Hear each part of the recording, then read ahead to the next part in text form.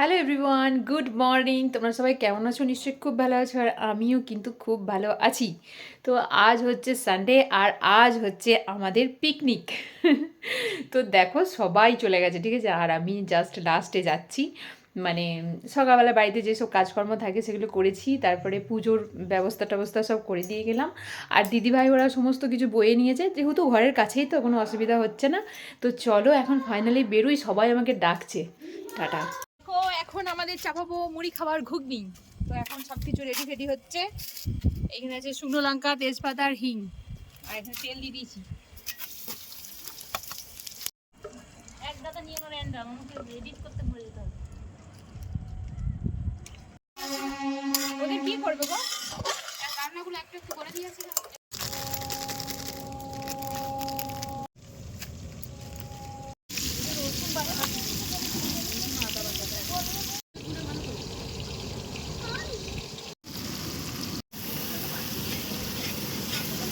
ঢেলে নিলাম ইয়েতে।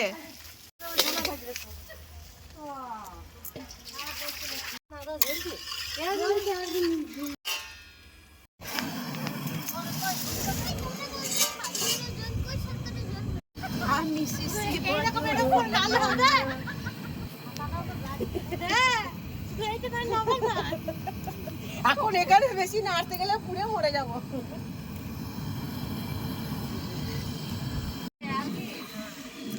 আমি তো বলেই কি যেই ছেলের বয়স নয় আর ছেলে নয়।